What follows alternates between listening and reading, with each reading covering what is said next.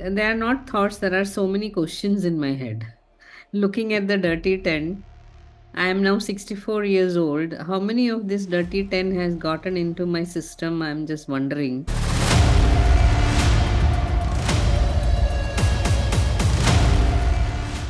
Dr. Asin, I would like to introduce this concept, which I think I'm not sure many people have heard it. It's called as the dirty 10. What's this dirty 10 about, and what's your view about the gentle and safe?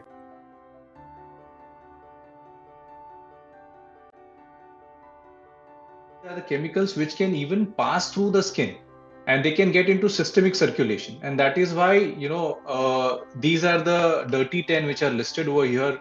Makes a huge selection parameter. I would say these are the 10 filters when people could see simply which is mentioned on the product to product, label to label, or individual product, and you can find it out whether the existing product which you are using at any given point of time, if they are containing these 10.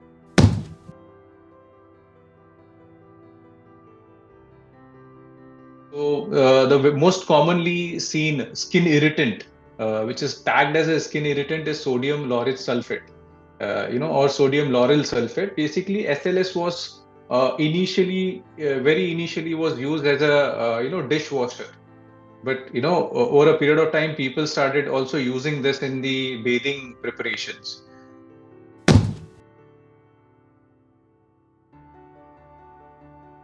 Then BHA and BHT. So these are antioxidant.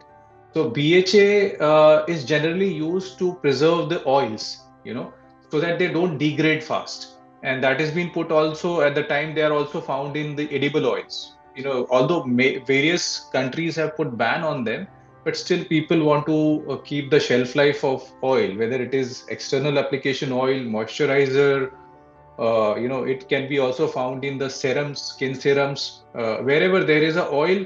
People want to preserve it, increase the shelf life, so they put BHA and BHT, which is basically carcinogen.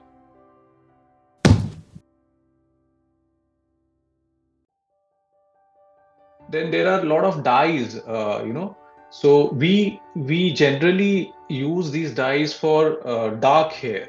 So dark hair, the shades which are like dark black, jade black, and brown. So the phenyl adenine, which is very corrosive kind of a chemical, which can also lead to systemic absorption. And this is how systemic means this chemical from skin or hair can get inside the blood also. So this is called as systemic absorption.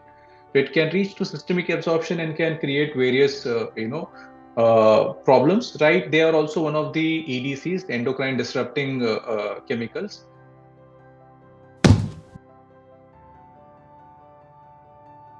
Then we have a DEA.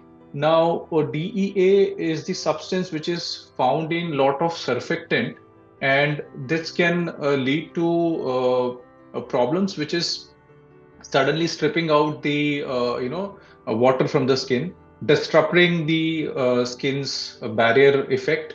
In fact, also it can lead to a problem which is known as a microinflammation at times.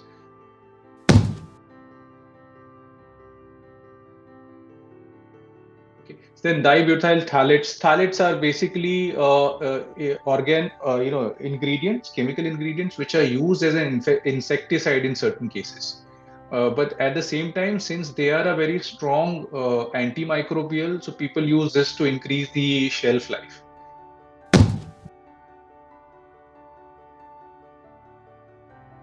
Similarly, formaldehydes releasing preservative. Now, formaldehyde is kind of a formalin. I'll tell you what is formalin. In When we were into our anatomy classes in the beginning of our educational courses, so bodies used to be preserved. Dead bodies used to be preserved under formalin. So that there is no chemical growth, there is no microbial growth, there is no decay, necrosis of the body, to avoid that. So formaldehyde is a chemical substituent which is a very strong antibiotic. So it can also impact the normal skin rather than impacting the bacterial growth. It can also impact the normal skin. So formaldehyde releasing preservatives are very common. They are present in the products so that people can use them to increase the shelf life again.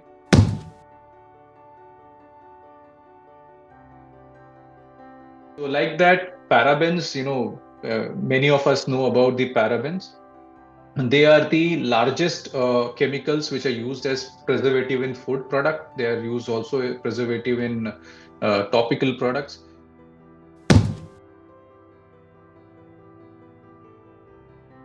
Similarly, perfumes. Perfumes are, although not straightforward impacting on systemic absorption, yes, but they can create certain neurotoxicities, and this is how they can, create an imbalance between the skin and the reactive neurons. So they can create allergies. They can also create a specific area-wise, hypersensitivity. So there are certain perfumes in Western countries.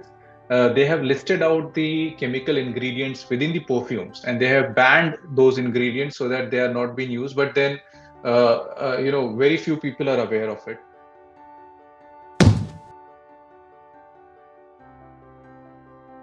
Again, siloxanes, they are kind of a silicones, generally used for increasing the conditioning effect, spreadability of any oil or cream. Although they are harmful because they can disrupt the barrier, skin barrier. And